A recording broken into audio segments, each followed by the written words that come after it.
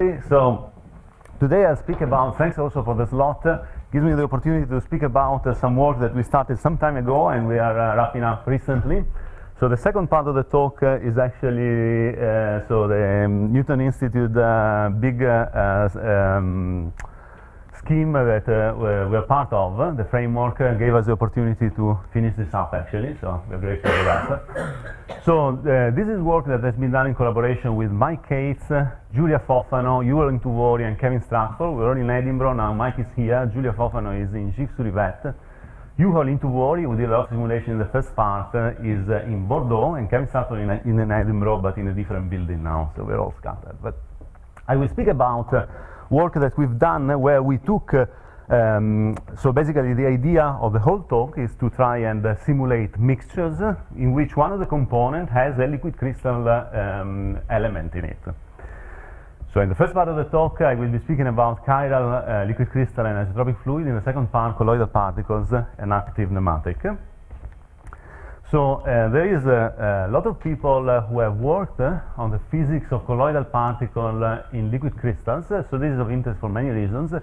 Here, so there are really many people. I have put a few of those that I could, that came up to my mind, and part of them are here, part of them are elsewhere today.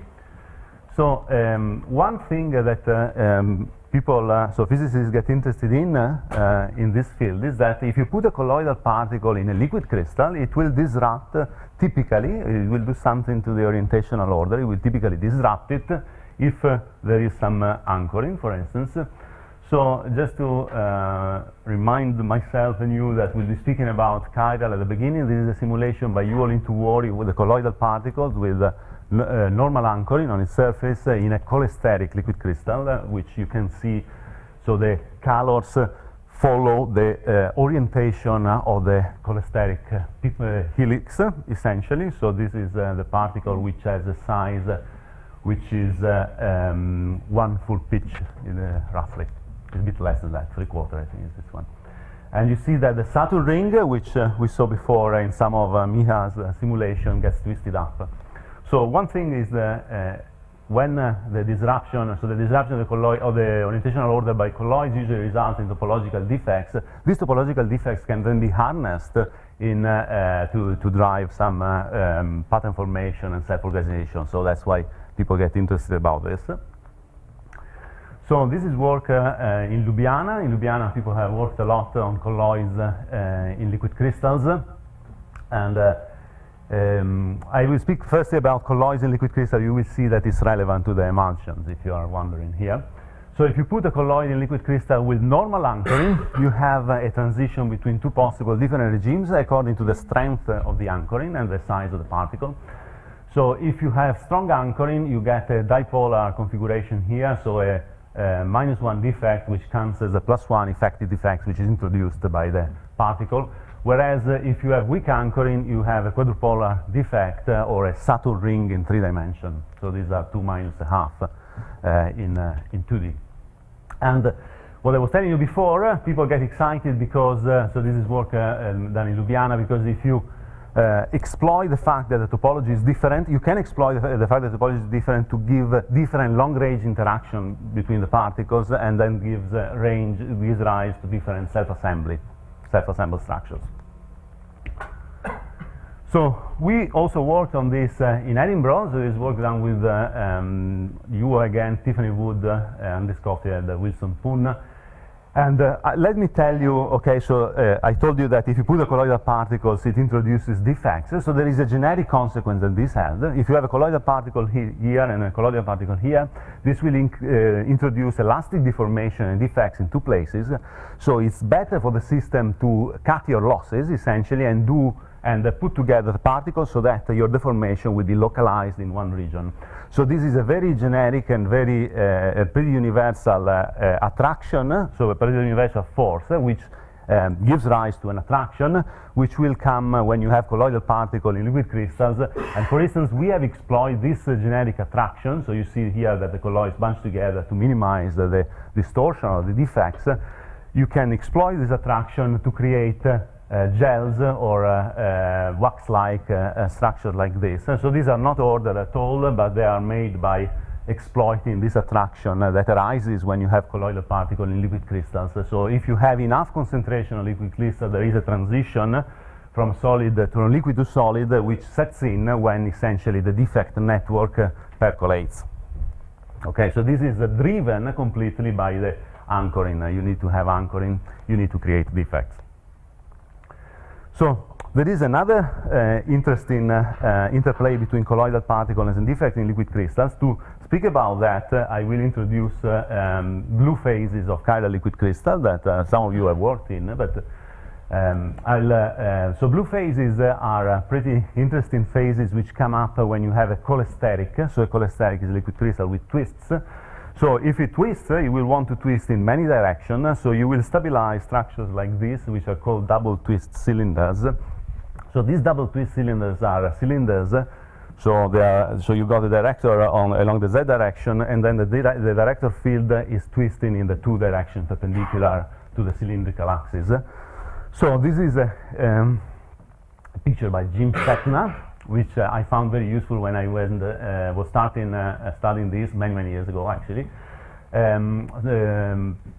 So the idea is that you cannot patch together double twist cylinders without creating defects. So in 2 dimensions, it's something that we could draw on the blackboard. In 3D, you need a little bit of a nice drawing. So this is a nice drawing, and you can see here that the director field is compatible with a tri-radius, so this would be on a plane a -1/2 defects. So these are the lines which then make up the blue phases. So the blue phases usually come up between the transition, close to the transition between cholesteric and isotropic. They are made by these double twist cylinders, and if you pack them in 3D space, you end up with lattices of disclinations. So I will be focusing on this one, which is blue phase 1.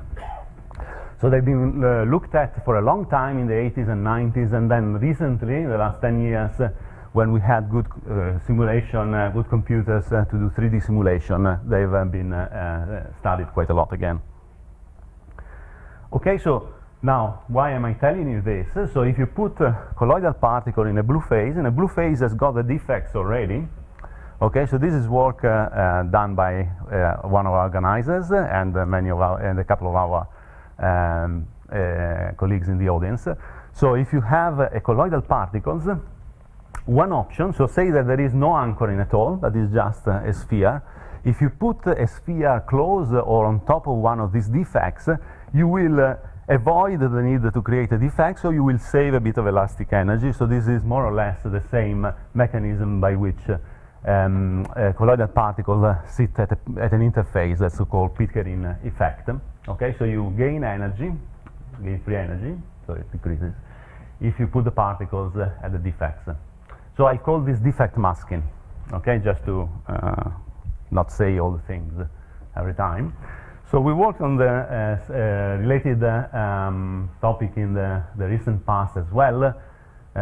So here we consider colloidal particles in blue phases, and we consider different anchoring.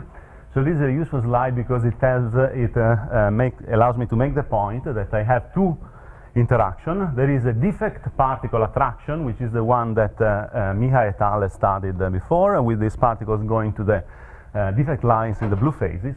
You also have colloidal particle-particle attraction, which is very unspecific, and this is only arising when there is anchoring, so when the particle itself creates a defect, which is the bunching up of these defects. Okay, defect particle attraction and interparticle attraction. So another thing that I had on the slide I forgot to say is that each of the structures is generally metastable, because so there is a simple argument that I learned from Oleg Gavrentovich, but it's very simple. You can construct typical free energy scales, but just thinking about the system size. So a length scale will be the particle size, and a force scale will be the elastic constant. So if you multiply the two, you will get 10 to the minus 11 times 10 to the minus 6, so 10 to the minus 17, which is about 4 joule, which is about 4 orders of magnitude larger than kBt. Okay, so that's why the energy is normally glassy, very difficult to get rid of to get away from valleys. Okay, so I've set up a few principles which I will use in the first part of the talk. I will discuss about what happens. So we're thinking about new exotic materials in Edinburgh, and when we started to do this. What happens if we mix a chiral liquid crystal, which is actually going to forming a blue phase 1, so this is the liquid crystal, and an isotropic liquid. This is just meant to say that if you have we are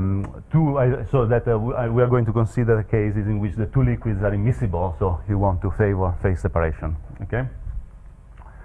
So I'll just tell you a little bit about the free energy and the equations that we used, just to get an idea of what we are doing. So the free energy is as a part which depends on phi, which is the orientational order parameter. This is a double well, so this means that we're putting in the system the desire to phase separate, okay? So this system, if we didn't have anything else, would phase separate. So it would form an isotropic droplet and a chiral liquid crystal, actually, and this is ensured by using this other free energy. It's a quite simple way to achieve this. So this is pretty similar to what you will have seen in Martin Chopic's talk yesterday. So there is a quadratic, cubic, and quartic term which describe the transition between cholesteric and the isotropic.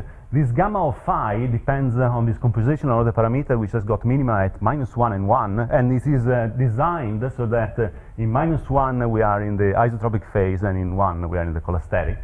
So it's pretty simple there. We've got an electric field here, you will see, and then there are two elastic constants in principle. Now we have taken them equal, actually, and again you have seen this in Chopic's talk in the nematic limit Q0, which is the inverse pitch equal to 0. Okay?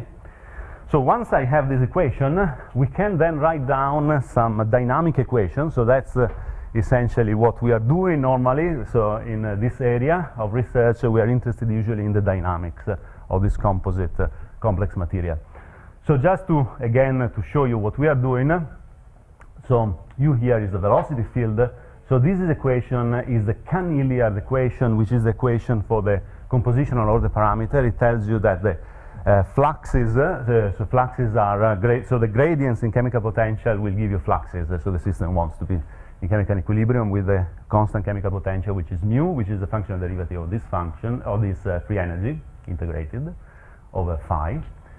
Then I got an equation that I will just say is liquid crystal hydrodynamics. This has been shown already by Julia and by Miha, at least. And it has a advection of the order parameter. This is a molecular field, which is a function of derivative of f with respect to q, the minus sign. And this is a term which takes into account the rotation and the stretching. Since the Q tensor can be thought of as an ellipsoid, the flow can rotate it and stretch it. And then I've got a Navier-Stokes equation, which I've written simply here. So it's got also the inertial term if you want, but this is normally small. And this is the divergence of the pressure tensor, which I didn't write because it's pretty big, but we can discuss it. So okay, so I've got three fields, phi, q, and the velocity field. And actually, for the first part of the talk, I will be mainly considering phi and q, although we solved them all. So this is actually the reason why we were interested in this model to begin with. So this is a blue phase 1, and you see that it has now turned red. So what we have done here, we have started with a simulation where the fluid, so there is a lot more liquid crystal than isotropic. So this is a 90-10 composition. And we have started with a little bit of noise, and so the system was initially mixed. Normally, if this had been a normal isotropic mixture, you would have expected to have a sphere of this minority component inside the bulk. But here, what has happened is that instead of having a sphere, you have done something very, very different. So the isotropic component has dispersed completely inside the defects, so the disclination of the blue phases. So the isotropic fluid has wetted the disclination line completely. What drives this assembly, or what we call these are fluid cylinders, actually. So normally you have a well-known instability, which is related to surface tension, which is the Rayleigh instability that you will all know of, that will break up these cylinders, whereas here we have these tiny cylinders of fluid which are spanning the system. So from what I told you before, okay, so you probably have an idea why this is coming from. So if we measure the free energy, so this is the average free energy density, as a function of time. You see that it goes down, so it means that the system likes to do that. Okay, so if you put it uniformly, it wants to demix in this way, that the isotropic fluid will will fill in the defects. And this is because, of course, this way is a bit like a colloid, so it goes into the defects, because that way we save from, so the system saves the energy of creating all those defects, okay? So this is again a defect masking, it's like the particles. Now the fluid goes there, but since the fluid can deform, it can fully wet the cylinders. So after doing the simulation, we try to provide a simple theory with this. So this is all the maths that you're going to get. So you can try to do a very mean field argument to understand the formation of what we call cubic fluid cylinders. Let's consider one single cylinder of radius r and try to compute the contest. So there is a contest here. So the first thing is that the defect masking, so there is an energy which is gained when we put the isotropic fluid inside, so when we create the cylinder, because the cylinder is inside the defect, or hugs it, so we do not need to form the defect there. So we have an elastic energy which is first quadratic in the distance to the defect, so in the r is the radius of the cylinder. So this is quadratic here because we are inside the defect core, and this is a classic frank free energy cost of forming the defects, which you now gain because you do not form the defect anymore. So it's logarithmic in the size. Okay, K is the elastic constant. This is an energy per unit length. So we are good with the dimension. So okay, so this is the gain. What is the loss? The loss is clearly the fact that we have to fight against Rayleigh instability, so we have to fight against surface tension, and we have to pay an interfacial free energy per unit density, per unit length, which is 2 pi sigma times the radius. Yep. So we have to see whether the loss outgains the gain or not. And if you have small surface tension, you would expect this term to be less important than this. And indeed, these are the two, this is the plot. So this is the energy that you gain with the wetting, and this is the interfacial energy that you lose. So if you have a profile of free energies like this, this is the radius. You can choose the radius, so you can choose to be in this region here. So in this case, we will have wetting. And what the system will do, at least in this mean field theory, is that it will position itself so that the gain is as much bigger than the loss as possible, and we can compute the radius like so. So if you increase the surface tension, you go through a transition, and this is controlled by a capillary number, or rather the inverse of a capillary number, which I will write it for later so that we remember. So this is the surface tension times the defect size, so this is Newton over meter times meter divided by K, which is an elastic constant, okay?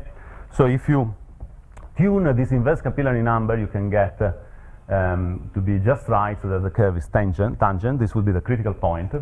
And if you increase again, the cubic fluid cylinders will not form anymore, okay? So the point at which, at the transition point, the radius that we form would be finite, so we would be expecting to have a first order transition, okay? So something very abrupt going on, because you will have a certain finite size cylinder and then nothing at all. So another caveat is that, so one caveat, so that is a prediction, one caveat is that this argument holds if we have enough isotropic fluid to fill in the disclination, but not so much more, okay? Because if you have so much more, you don't gain energy anymore. So what happens now if we relax these approximations? So if we say that we now have a little bit more isotropic fluid that we would need, so what replaces cubic fluid cylinders in this case? And you see that initially these form, so there is an 85-15 instead of a 90-10 composition, so there is not a lot of difference, but then you get some gigantic changes, and you have something which is now closer to normal phase separation. But again, pretty weird, because the shape of these droplets are very far from being spherical. So in this case, the surface tension is still small, but we have a lot of isotropic fluid. So this movie is pretty long. The point of that is to show that very little happens after the big rearrangement. So there are some blips here and there, but you are still very far from phase separation at the end. If I didn't have any liquid crystal, you would have already phase separated 2 orders of magnitude or 3 faster. Yeah. So if you now remember that the cubic fluid cylinders. Is it possible yeah. because you have a sharp interface and then you don't have the noise to give the gradient of chemical potential as a function? So the sharp interface, so you mean the rafts are a little bit rough, the interface, yeah. The gradient is of chemical potential. The gradient chemical potential is sharp but not super sharp, but I agree that normally, anyway, we have many cases in nematics where we can see full phase separation, but I agree that we are not sure about that. Yeah. So I will show you also another case now, where instead of increasing the isotropic fluid composition, we increase the surface tension, and you see now something similar again to the, more similar now to what we expect in phase separation. So it's nice because the droplets are decorated by these lines, which are topologically required. But interesting, in this case, I didn't put any anchoring, so importantly rather than interesting, so keep that in mind. So now this phase separation proceeds again, it's very slow. This time, so these events through which there is a droplet, a small droplet which loses and a big droplet which wins are reminiscent of Ostwald ripening. And however, this is an elastic system, and in an elastic system, Ostwald ripening had been predicted to arrest, so you can form microphase separation rather than macrophase separation. In our case, the dynamic is very slow. So this is another example. So what I want to sum up from these 2 movies that I show is that if we either increase the composition of the isotropic fluid or increase the surface tension, we break, so we are no longer in the cubic fluid cylinders in this nice phase where the isotropic fluid just wets the disclination, but we get phase separation, and we get something that we call elastic emulsions. So there are emulsions where Ostwald ripening is very, very slow, so the emulsion means that we need to have several droplets, right? So either these are kinetically stable for a long time, they might also be thermodynamic stable according to this idea that Ostwald ripening in a system with a yield stress fluid, like the blue phase, should be arrested. Okay, but if you look at the length scale of the domain as a function of time, you see clearly there is a big change between the, so this is the inverse capillary number, elastocapillary number. So if you have small surface tension, you have the cubic flake cylinders, and otherwise the domain size becomes much bigger. So you can see the difference very easily there, and then we have to understand whether these are truly arrested or only very, very slowly changing. So there are other interesting things in this transition between cubic fluid cylinders and elastic emulsion. So close to the transition, if you're just a little bit more of isotropic fluid, you can get non-uniform cubic fluid cylinders. Again, these are at least stable for the longest simulation time which we have. And another beautiful thing or interesting from the application, if you were able to do this in the lab, this can be deformed with an electric field. So if you have that blue phase 1 and you put in a field, the blue phase 1 undergoes 2 reconnection in this case, so it forms a square lattice and then a parallel lattice of parallel disclinations, and the cubic phase, the fluid follows the disclination throughout the dynamics. So this is something that if you could make it in the lab, you would be able to reconfigure with an electric field. So you might ask whether it should be possible or not to see this in the lab. If you say that this is a millinewton per meter, that's the typical surface tension, this could be 10 nanometer, and this is 10 piconewton. So you get 10 to the minus 11 divided 10 to the minus 11, so you're close to the transition. So chi equal to 1 would put you actually in the elastic emulsion phase, but you can make, in principle, the surface tension smaller. So these are potentially realizable in the lab. If you take the fill off, goes back to the other cubic or not? We tried that. It does. Yeah, it does. In this case, it does. Yeah. That's a good point. We tried that, and exactly for this. Yeah. Yes. So this slide is only showing you that if you look at the domain size as a function of time, you can see signatures albeit quite small of the two transitions. So there are these blips in the curves. Okay. So so I think so I got about 10 minutes, right, boss, or something like that. 8. That should be fine for this. So I'll tell you something about another mixture where you have now colloidal particles. So remember that colloidal particles have this defect masking or defect particle interaction and particle-particle interaction, and an active fluid. So we've had a lot of the active fluids. This is the experiment by Sanchez et al. In Dogic's lab, where they have microtubules and molecular motors. So this system is extensile, so we all know by now what this means. So it creates forces going outwards along the direction of the microtubules. So I believe Dan was speaking about very similar systems actually. So in this case, this is an interface of a droplet, so it's a 2D system, and is undergoing a continuous motion, which was called in theory before spontaneous flow. So this is a turbulent motion actually, so this is active turbulence. So we want to put colloidal particle in here. I will tell you just about, so there are many possibilities now. I will tell you about what happens if you put colloidal particle with no anchoring, okay, because I think this is possibly the most interesting. So Sriram and Seema had first an argument which shows that an orientationally ordered active nematic, in this case extensile, because I'm thinking of the system by Dogic, is always unstable. In this case, is unstable to bend. So always means for sufficiently large activity, because you got the elastic constant, which is restoring. So in this case, if you look at the active forces which are created by the, so the active forces are coming up again from what we had before, from the active stress tensor. Okay, so if you look at the active forces there, they destabilize bend. So if you've got a little bit of bend, they will create more bend.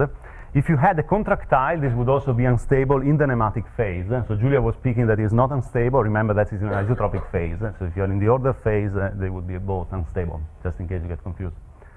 And in that case, it would be unstable to splay. So the community collectively, there's been lots of work, mainly by Giulia and Cristina Marchetti, have shown that the generic outcome, we showed also, the generic outcome is chaos and active turbulence if you make the activity large enough. Okay, so that's what we should be expecting. So if we have low activity, then the system is stable, then it becomes unstable, and eventually becomes spontaneously flowing. So this is the pattern that we had on the computer. Okay, so this is the key result that I wanted to show you. So in this case, we have done a quasi two-dimensional simulation. So it's a 3D, but it's thin in one direction. So you can actually see that it's essentially two-dimensional. And what I would say is that so what struck us for some time is that here there are no anchoring, so there should be no particle-particle interaction. There could be particle-defect interaction. The particles tend to cluster, so the dispersion is inhomogeneous. So it depends a bit when you look, but hopefully you agree with me that the suspension is not uniform as you would expect. Probably there are times at which this is. So this simple system is pretty simple. You just disperse colloidal particles in a nematic fluid.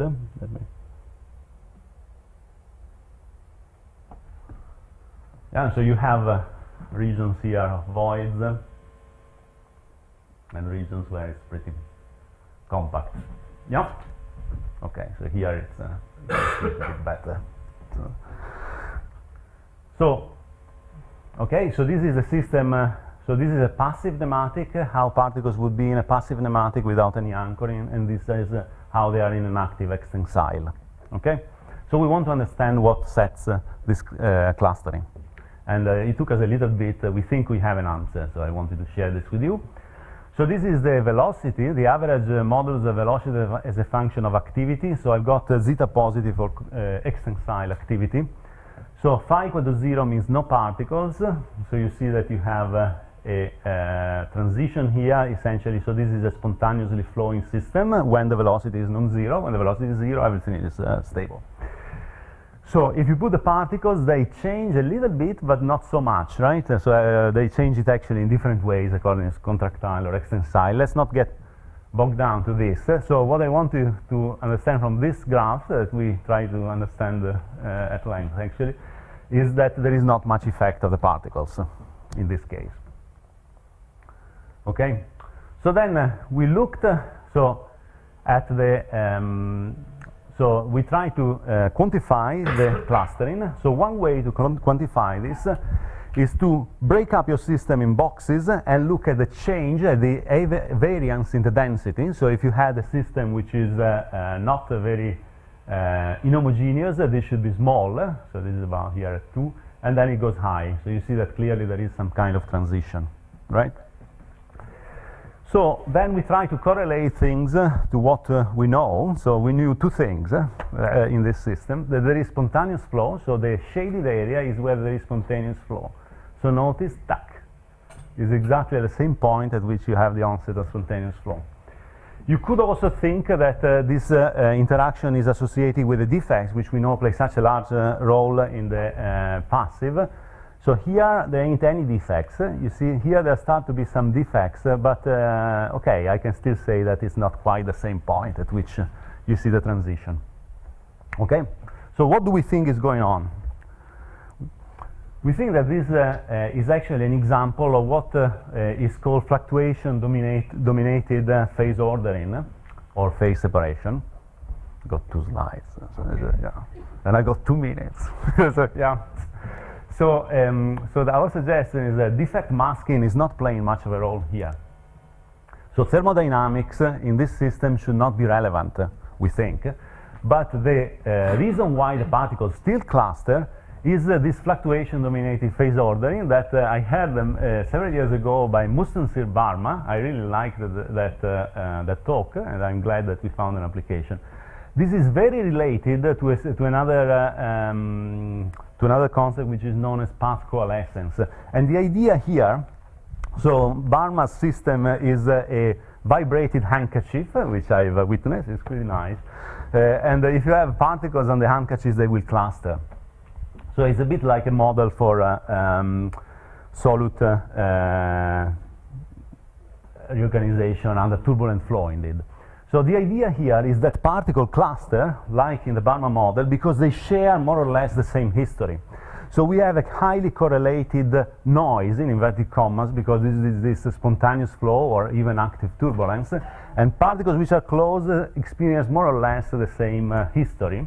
So we know that if we share the same history, we tend to cluster later on in life, and this is what the particles do. So essentially they are subjected to the same correlated noise coming from active turbulence. So it was a bit of a surprise for us. There is nothing to do with defects, we think, but just with this effect. I will conclude briefly and remind you of the key points that we've gone through. So I told you about some interesting phase, which we call the cubic fluid cylinders. I should say actually that a system like this, which was called an emulsified blue phase, was predicted already in the 90s, but only in the presence of surfactant. We can show here that there is a limit of this range of this elastic capillary number in which we can find them thermodynamically. They can also be field controlled, so they would be quite cute if they can be done in the lab. There is a transition. Our mean field theory predicts it's a first order, but there is some kind of transition between the cubic fluid cylinders and the elastic emulsions. And okay, this is controlled by this dimensional number. I also told you that colloid-active nematic composites are of some interest, and they have quite a lot of clustering and new dynamic effects.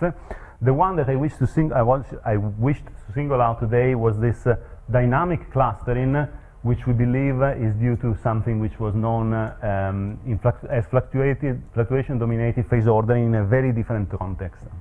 Thank you very much.